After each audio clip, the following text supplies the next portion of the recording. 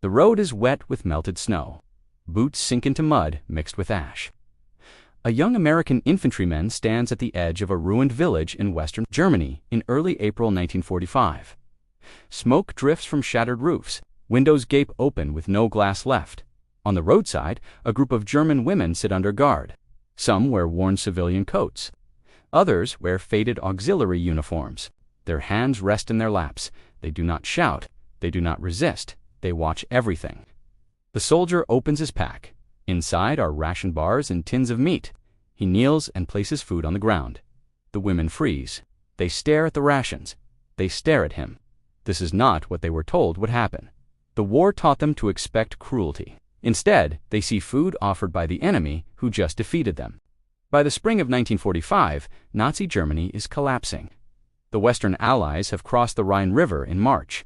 American, British, and Canadian forces push eastward with speed and overwhelming strength.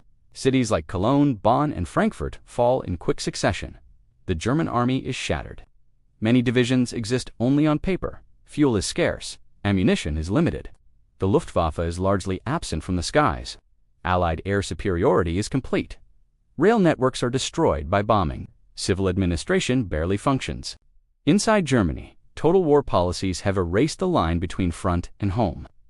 Millions of men are dead, wounded, or captured. Teenagers and elderly men fill Volkssturm units.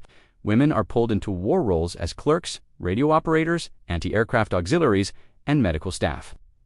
Many serve as Wehrmacht, Helferinnen, or Luftwaffe auxiliaries. They wear uniforms.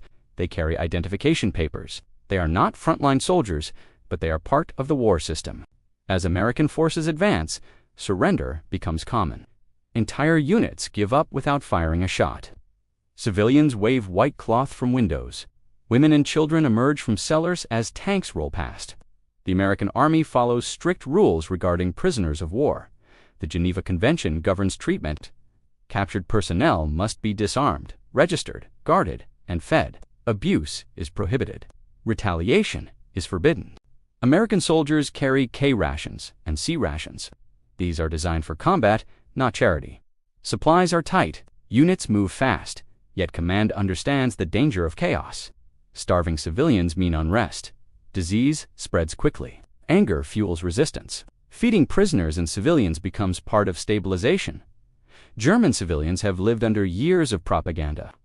They were told Allied soldiers would murder, loot, and starve them. Women were warned of mass violence. Fear was constant. By 1945, hunger is already severe. Food rationing has collapsed. Cities rely on soup kitchens. Rural areas hide what little they have. When American soldiers arrive, many Germans expect punishment. What they see instead is confusion, restraint, and sometimes compassion. Among the prisoners taken in these final weeks are thousands of German women. Some are auxiliaries captured with military units. Others are seized during village occupations while wearing uniforms or working in communications posts. Many qualify as prisoners of war. Others are held temporarily for screening. They are disarmed. They are searched. They are gathered along roadsides or in makeshift camps. For American soldiers, this is unfamiliar. They trained to fight men in uniform. Now they face women who served the enemy. Some are hostile, many are exhausted, most are frightened. Orders are clear. They are to be treated according to regulations. Food must be issued. Medical care must be provided when needed. The human reality is quiet but sharp. These women are individuals shaped by a collapsing state. Many joined auxiliary services out of duty or necessity. Some believed in the regime. Others wanted work or extra rations. By 1945, belief matters less than survival. They have marched through bombed streets. They have slept in cellars. They have watched cities burn. Capture brings fear of revenge. When food appears, it breaks expectations. American rations are rich compared to German wartime food. Chocolate, canned meat, bread, coffee, items long absent from German tables. The women hesitate. They do not understand the gesture. They were told enemies starve prisoners. Instead, they are fed for many. This moment cracks years of indoctrination. From a tactical view, feeding prisoners is practical. Hungry captives are unstable. They resist. They try to escape. They fall ill. An army advancing deep into enemy territory cannot afford disorder behind its lines. American logistics are massive. The Red Ball Express keeps supplies moving. Rations are standardized. Issuing food maintains control. Guards are often young men. They are tired. They have seen combat. They have lost friends. Discipline holds. Procedures drilled since training are followed. Search, secure, feed, move on. There is no time for cruelty. Too much ground lies ahead. Technology shapes this moment. American supply systems are unmatched. Canning, packaging, and transport allow frontline troops to carry calories that earlier armies could not. German logistics have collapsed under bombing and fuel shortages. Their soldiers and auxiliaries are already half-starved at capture. This contrast is visible. It reinforces who has won. From the German perspective, shock runs deep. Years of controlled information taught that Americans were brutal and undisciplined. Surrender was said to mean death or starvation. When rations are handed out, confusion follows. Some suspect tricks, some feel shame. Hunger wins, they eat. They see guards eating the same food. This moment dismantles propaganda more effectively than any leaflet. The turning point comes as these scenes repeat across Germany. April turns into May. American armies push toward the Elbe. Entire columns surrender. Auxiliary units disband. Radio stations fall silent. Command structures vanish. Military police establish processing points. Prisoners are counted. Names and ranks are recorded. Women are separated when possible. Food distribution becomes scheduled. Water is issued. Reports move up the chain of command. Captured women show no organized resistance. Morale is broken. Starvation is widespread. Feeding programs expand to prevent epidemics. Typhus and dysentery are real threats.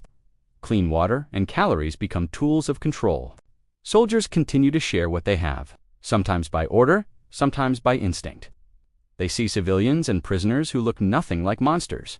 They see hunger and fear. This does not erase anger. News of liberated camps spreads fast. Images circulate. Feelings harden. Discipline remains. Revenge is not tolerated. When Germany surrenders in May 1945, prisoners become displaced persons. Auxiliaries are released or transferred. Women are interrogated and screened. Some are detained longer.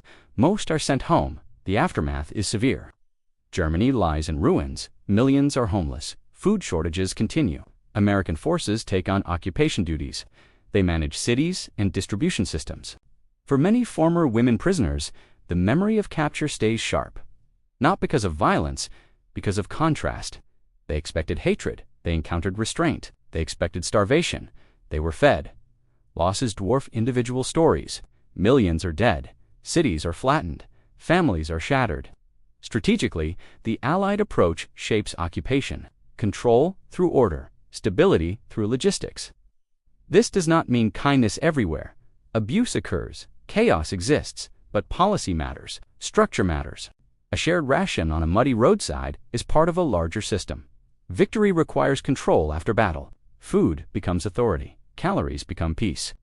For many German women, being fed by American soldiers marks the real end of the war, not documents, not speeches, but the moment fear gives way to reality.